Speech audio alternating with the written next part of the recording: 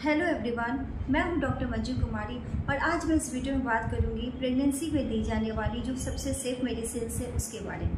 जैसे कि सभी जानते हैं कि प्रेगनेंसी अपने आप में बहुत ही डेलिकेट कंडीशन है और बहुत कम ही मेडिसिन ऐसे हैं जो प्रेगनेंसी के दौरान सेफ मानी गई है। एक भी गलत दवा अगर मदर को मिलता है तो इसका बहुत ही ग्रेव कंसिक्वेंसेस हो सकते हैं बेबी के ऊपर। उनका मेलफॉर्मेशन हो सकता है, उनका एनोमली डिफेक्ट हो सकता है या स्टिल बर्थ हो सकता है। खासकर जो फर्स्ट 3 मंथ है प्रेगनेंसी का, जिसको हम लोग फर्स्ट ट्राइमेस्टर कहते हैं, 12 वीक्स को हम लोग फर्स्ट ट्राइमेस्टर कहते हैं। ये जो फेज़ है, इनिशियल फेज़ है प्रेगनेंसी का, जो बहुत ही क्रूशियल होता है। इस फेज़ में क्या होता है कि बच्चे का जो फीटल स्ट्रक्चर डेवलपमेंट होता है, बच्चे का ऑर्गन बनता है और किसी तरह से अगर आप गलत मेडिसिन ले रहे हैं तो बच्चे का बर्थ डिफेक्ट हो सकता है, स्ट्रक्चर डिफेक्ट हो सकता है। इसलिए हमेशा आप अपने गायनिकोलॉजिस्ट को, डॉक्टर को कंसल्ट करके ही लें। जैसा कि मैंने आपको बताया है कि प्रेगनेंसी बहुत ही डेलिकेट कंडीशन है और इस कंडीशन में हम लोग हर तरह का मेडिसिन नहीं प्रोवाइड करते हैं। इसलिए हम लोग प्रेगनेंसी में दी जाने वाली मेडिसिन को हम लोग 5 कैटेगरी में कैटेगराइज किए हुए।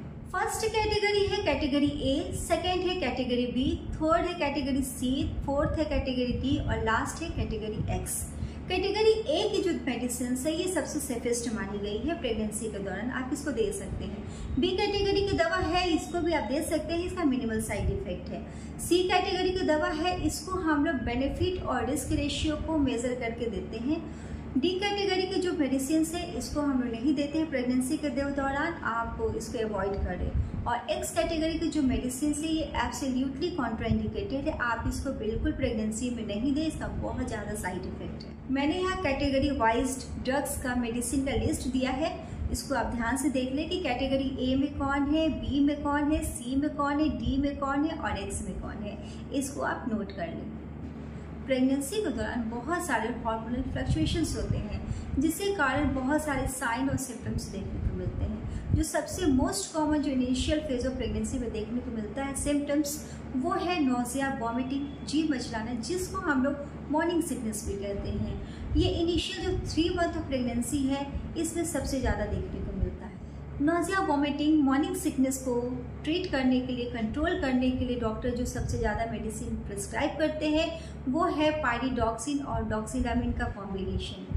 पायरिडॉक्सिन विटामिन B6 है और डॉक्सिलामिन एंटीहिस्टामिनिक है। ये बहुत ही सेफ ड्रग है, इसको कैटेगरी ए में रखा गया है। For example Doxinate, Goodmor. इसके बाद भी अगर आपका सिम्टम्स कंट्रोल नहीं हो रहा है, आपको रिलीफ नहीं मिल रहा है, तो उसके बाद जो सबसे ज़्यादा प्रिस्क्राइब किया जाता है वो है ऑन्डेंसेट्रॉन। For example ऑन्डेम, जोफर, इमिसेट। ये कैटेगरी बी में रखा गया है।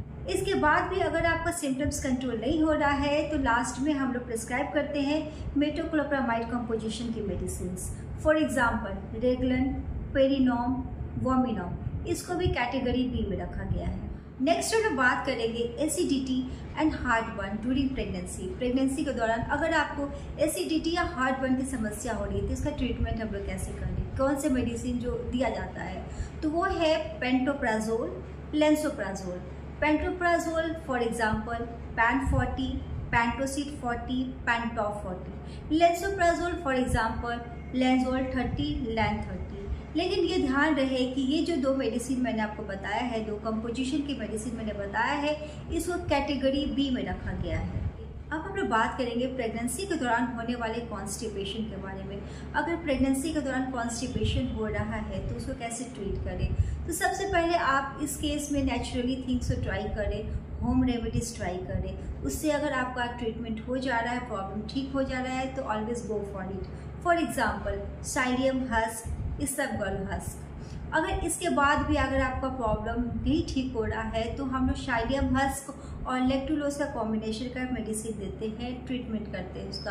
फॉर एग्जाम्पल लाइविलक फाइबर ग्रैन्यूल्स या एवेक्ट फाइबर ग्रैन्यूल्स।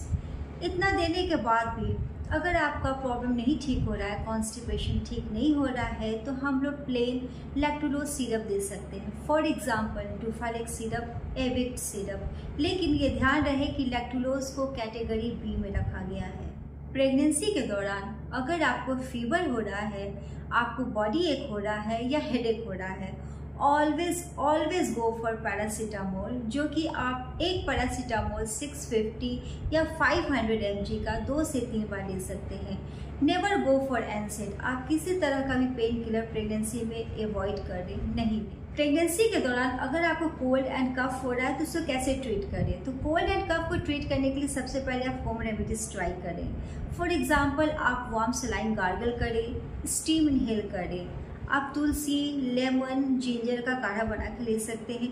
अगर आपका नाक ब्लॉक है तो नेज़ल क्लियर स्प्रे ले सकते हैं। इसके बाद भी अगर आपका सिम्टम्स ठीक नहीं हो रहा है तो आप रात में सिट्रिजिन या लिवोसिट्रिजिन ले सकते हैं, लेकिन सिट्रिजिन और लिवोसिट्रिजिन कैटेगरी बी में रखा गया। प्रेगनेंसी के दौरान या प्रेगनेंसी से पहले मदर को अगर शुगर है, डायबिटीज़ है, तो फर्स्ट चॉइस ऑफ ट्रीटमेंट है इंसुलिन। इंसुलिन सबसे सेफ माना गया है अगर प्रेगनेंसी के दौरान डायबिटीज़ हुआ तो।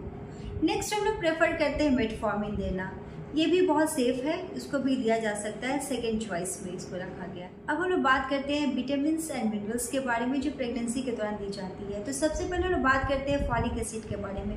ये बहुत ही सेफ ड्रग है, इसको कैटेगरी ए में रखा गया है और ये बहुत ही बड़ा इंपॉर्टेंट रोल प्ले करता है through out pregnancy.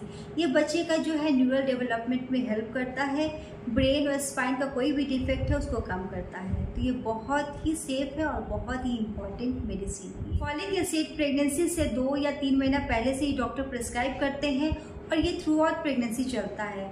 For example, Folvite 5 mg once a day. अब हम लोग बात करते हैं आयरन और कैल्शियम के बारे में, जो स्टार्ट होता है 12 मंथ ऑफ प्रेगनेंसी के बाद, मीन्स कि आफ्टर फर्स्ट ट्राइमेस्टर। ये सेकेंड ट्राइमेस्टर से शुरू होता है और थ्रू आउट प्रेगनेंसी इसको दिया जाता है। नेक्स्ट हम लोग बात करते हैं हाइपोथायरॉयडिज्म ड्यूरिंग प्रेगनेंसी। प्रेगनेंसी के दौरान थायराइड हार्मोन का डिमांड बढ़ जाता है, जिसके कारण हाइपोथायरॉयडिज्म होता है। इसके लिए जो सबसे इफेक्टिव मेडिसिन है वो है लिवोथायरॉक्सिन। ये बहुत ही सेफेस्ट ड्रग है, इसको कैटेगरी ए में रखा गया है। For example, Eltroxin, Thyronorm, Euthyrox, Thyrox. और आपको ये जानना जरूरी है कि अगर आपको हाइपोथायरॉयडिज्म है प्रेगनेंसी में तो आप इसको जरूर से ट्रीट करें, आप लिवोथायरॉक्सिन जरूर लें। अगर आप इसको नहीं ले रहे हैं, आप हाइपोथायरॉयडिज्म को ट्रीटमेंट नहीं करा रहे हैं, तो नहीं कराने की वजह से बच्चों में ग्रॉस एनोमली हो सकता है, मेलफॉर्मेशन हो सकता है, तो आप इसको हमेशा ट्रीट करें। Next we will talk about what are the common antibiotics found to be safe during pregnancy. Pregnancy के दौरान अगर किसी तरह का आपको इन्फेक्शन हो रहा है तो कौन सा एंटीबायोटिक दिया जाता है और सेफ है, तो उसके बारे में आपको बताऊं। अब मैं कुछ ऐसे एंटीबायोटिक्स का नाम बताऊंगी जो आप प्रेगनेंसी के दौरान इसको आप अवॉइड करें, बिल्कुल भी ना लें, क्योंकि सब बहुत ज़्यादा साइड इफेक्ट है फीटस पे, बच्चे पे। For example, aminoglycoside, tetracycline, doxycycline, sulphonamides. इस ग्रुप का कोई भी मेडिसिन है आप प्रेगनेंसी के दौरान बिल्कुल भी ना लें। लास्ट में मैं ये बताना चाहूँगी कि ये वीडियो सिर्फ आपके नॉलेज के पर्पज़ से बनाया गया है, ये बस जानकारी के लिए है। आप कोई भी ट्रीटमेंट, कोई भी मेडिसिन प्रेगनेंसी के दौरान अपने से ना लें। हमेशा अपने गायनेकोलॉजिस्ट को, डॉक्टर को कंसल्ट करके ही लें, नहीं तो इसका बहुत बड़ा साइड इफेक्ट हो सकता है आपके ऊपर भी, आपके बच्चे के ऊपर। मुझे उम्मीद है कि मेरा ये वीडियो आपको अच्छा लगा होगा। Thanks for watching, have a nice day.